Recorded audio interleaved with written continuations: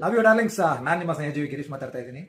ನಾನು ಮತ್ತೆ ನನ್ನ ಫ್ರೆಂಡು ನಮ್ಮ ದೇಶದ ಪ್ರಧಾನಿ ನರೇಂದ್ರ ಮೋದಿ ಅವರ ಬಗ್ಗೆ ಮಾತಾಡಬೇಕಾದ್ರೆ ಅವನು ತುಂಬಾ ಕೇವಲವಾಗಿ ಚಾಯ್ವಾಲ ಅಂತಾನೆ.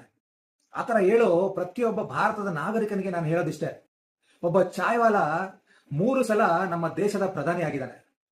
ಒಬ್ಬ ಚಾಯ್ವಾಲ 500 ವರ್ಷದಿಂದ ಆಗದೆ ಇರೋ ರಾಮ ಮಂದಿರನ ಕಟ್ಸಿದ್ದಾನೆ. ಒಬ್ಬ ಚಾಯ್ವಾಲ ಅರ್ಧಕ್ಕಿಂತ ಹೆಚ್ಚು ಪಾಕಿಸ್ತಾನದ ಜನಗಳು ತುಂಬಿಕೊಂಡಿರುವಂತಹ ಕಾಶ್ಮೀರ್ ಮೇಲೆ ಕಡಿವಾಣ ಹಾಕಿದ್ದಾನೆ. ಒಬ್ಬ ಚಾಯ್ವಾಲ 370 ಆರ್ಟಿಕಲ್ಸ್ನ ರದ್ದು ಮಾಡ್ತಾನೆ. ಒಬ್ಬ ಚಾಯ್ವಾಲ ಟ್ರಿಪಲ್ ತಲಾಕ್ ಅನ್ನೋ ಮಹಾಮಾರಿನ ನಮ್ಮ ದೇಶದಿಂದ ಕಿತ್ತಾಕಿದ್ದಾನೆ. ಒಬ್ಬ ಚಾಯ್ವಾಲ ಸರ್ಜಿಕಲ್ ಸ್ಟ್ರೈಕ್ ಮತ್ತೆ ಆಪರೇಷನ್ ಸಿಂಧೂರ್ ಅಂತಹ ಅಟ್ಯಾಕ್ಗಳನ್ನ ಮಾಡಿಸಿ ಟೆರರಿಸ್ಟ್ ದೇಶನ ಭಯ ಇಟ್ಟು ಹಾಗೆ ಕೂರಿಸಿದ್ದಾನೆ.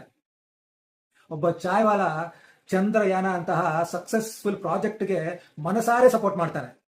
ಒಬ್ಬ ಚಾಯ್ವಾಲ 75ನೇ ವರ್ಷದಲ್ಲಿ 75 ವಯಸ್ಸಾಗಿದೆ ಆದ್ರೂ ಕೂಡ 24 ಗಂಟೆ ನಮ್ಮ ಭಾರತ ದೇಶಕ್ಕೋಸ್ಕರ, ಭಾರತದ ಅಭಿವೃದ್ಧಿಗೋಸ್ಕರ ದುಡಿತಾ ಇದ್ದಾನೆ.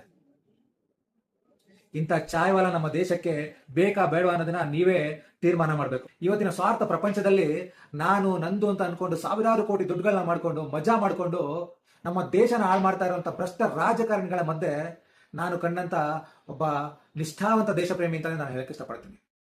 ದೇಶ ಪ್ರೇಮ ರಕ್ತದ ಕಣಕಣದಲ್ಲಿ ಉಕ್ಕಿ ಹರಿತಾ ಇದೆ ಅಂತ ಹೇಳಿದ್ರು ತಪ್ಪಾಗ್ಲಾರ್ದು.